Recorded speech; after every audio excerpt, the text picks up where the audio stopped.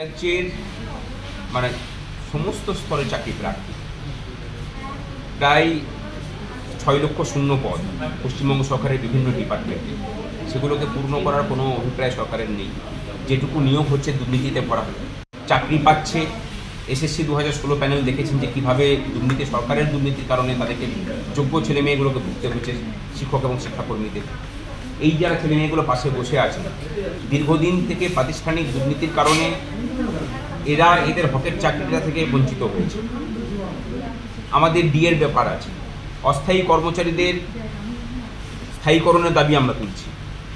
এই সমস্ত কিছু নিয়েই আমরা পথে নামছি। আগামী 28 তারিখ 28শে জুলাই নবান্ন চলো ডাক দিচ্ছি, এবং তার সাথে নারী সুরক্ষার বিষয়টা আমরা সংযুক্ত করেছি। কারণ পশ্চিমবঙ্গে দেশের মধ্যে আমার মনে হয় সবথেকে বেশি নারী সুরক্ষার ক্ষেত্রে ভয়াবহ জায়গা হয়ে দাঁড়িয়েছে।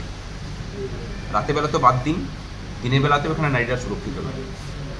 আর রাজ্যটা যেহেতু 21শে আইনের মতো করে চলছে, আমরা বলছি যে 21শে আইনের দেশে 21 উদযাপন। আগামী 21শে জুলাই আমাদের শহীদ মিনারের মঞ্চে আমরা বাংলার মেধা এবং বাংলার শ্রমের শহীদ দিবস পালন করব।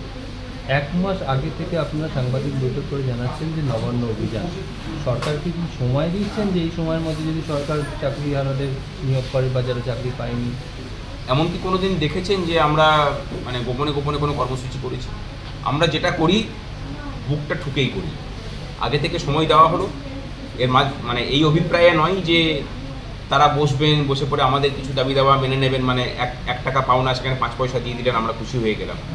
5000 লোকের চাকরি পাওয়ার কথা দুজনকে দিলেন আমরা খুশি হয়ে গেলাম। ব্যাপারটা আদৌ সেরকম নয়। সরকার যদি সদিচ্ছা থাকে তাহলে আলোচনা করে সমস্যার সমাধান করুন, আর যদি না থাকে তাহলে আন্দোলন শেষ করুন।